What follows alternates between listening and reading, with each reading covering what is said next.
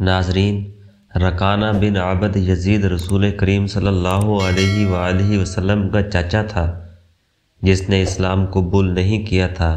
یہ عرب کا مانا ہوا پہلوان تھا۔ نامی گرامی پہلوان آئے جنہیں اس نے ایک ہی داؤ میں پٹخ کر اٹھنے کے قابل ہی نہیں چھوڑا۔ وہ وحشی انسان تھا اور صرف لڑنا اور مارنا جانتا تھا۔ مکہ کے یہودی خاص طور پر رسول اکرم صلی اللہ علیہ وآلہ وسلم کے دشمن تھے، لیکن وہ کھل کر میدان میں نہیں آتے تھے۔ وہ خوش تھے کہ اہل قریش آپس میں بٹ کر ایک دوسرے کے دشمن ہو گئے ہیں۔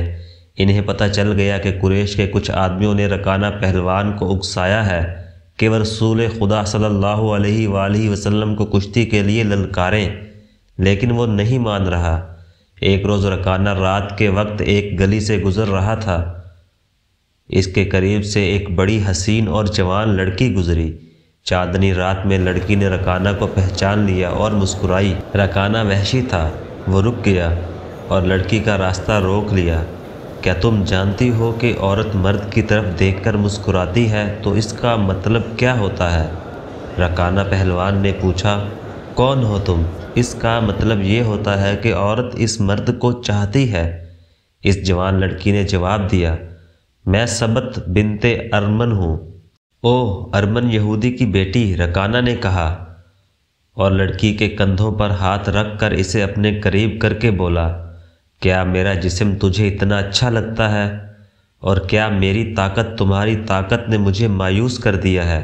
سبت نے پیچھے ہٹتے ہوئے کہا، تم اپنے بھتیجے محمد صلی اللہ علیہ وآلہ وسلم سے ڈرتے ہو؟ کون کہتا ہے؟ رکانہ نے گرج کر پوچھا۔ سب کہتے ہیں، سبت نے کہا، اہل محمد صلی اللہ علیہ وآلہ وسلم کو گراؤ، میں اپنا جسم تمہیں انعام میں دوں گی۔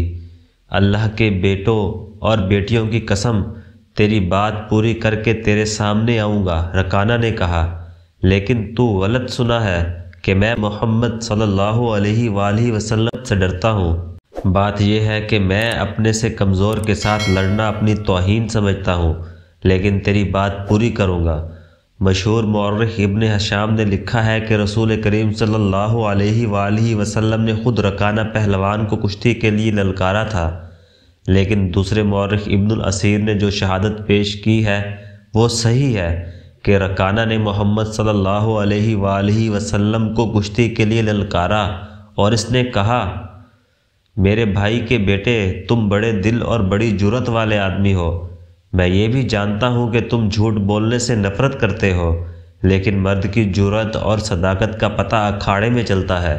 آؤ میرے مقابلے میں اکھاڑے میں اترو۔ اگر مجھے گرا لو تو میں تمہیں اللہ کا بھیجا ہوا نبی مان لوں گا۔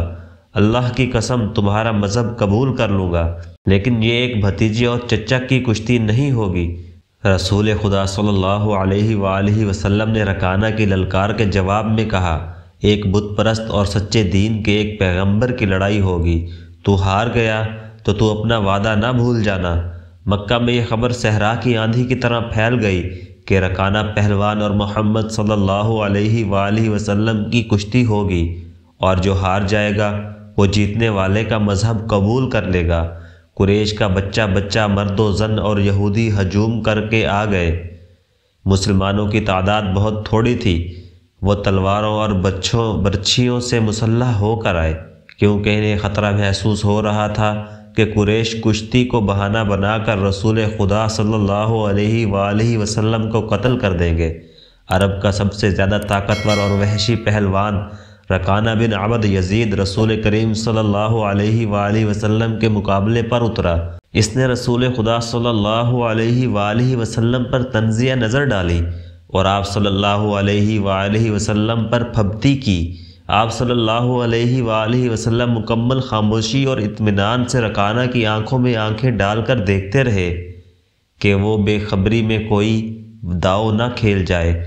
رکانہ آپ صلی اللہ علیہ وآلہ وسلم کے ارد گرد یوں گھوما جیسے شیر اپنے شکار کے ارد گرد گھوم گیا ہو اور اب اسے کھا جائے گا۔ ہجوم رسول خدا صلی اللہ علیہ وآلہ وسلم کا مذاق اڑا رہا تھا۔ مسلمان خاموش تھے، وہ دل ہی دل میں اللہ کو یاد کر رہے تھے۔ انہوں نے اپنی تلواروں کے دستوں پہ ہاتھ رکھے ہوئے تھے۔ پھر نہ جانے کیا ہوا، رسول اکرم صلی اللہ علیہ وآلہ وسلم نے کیا داؤ کھیلا۔ ابن الاسیر کہتا ہے کہ آپ صلی اللہ علیہ وآلہ وسلم نے رکانہ کو اٹھا کر زمین پر پٹخ دیا۔ رکانہ زخمی شیر کی طرح اٹھا اور ہررا کر آپ صلی اللہ علیہ وآلہ وسلم پر حملہ آور ہوا۔ آپ صلی اللہ علیہ وآلہ وسلم نے پھر وہی داؤ کھیلا اور اسے پٹخ دیا۔ وہ اٹھا تو آپ صلی اللہ علیہ وآلہ وسلم نے اسے تیسری بار پٹخا۔ بھاری بھرکم جسم 3 بار پٹخا گیا تو کشتی جاری رکھنے کے قابل نہ رہا۔ رکانہ سر جھکا کر اکھاڑے سے نکل گیا۔ ہجوم پر سناٹا طاری ہو گیا اور مسلمان ننگی تلواریں اور برچھیاں ہوا میں لہرا لہرا اور اچھال اچھال کر نعرے لگا رہے تھے۔ چچا رکانہ رسول اللہ صلی اللہ علیہ وآلہ وسلم نے للکار کر کہا، اپنا وعدہ پورا کر اور یہی اعلان کر کہ آج سے تو مسلمان ہے۔ رکانہ نے قبول اسلام سے صاف انکار کر دیا۔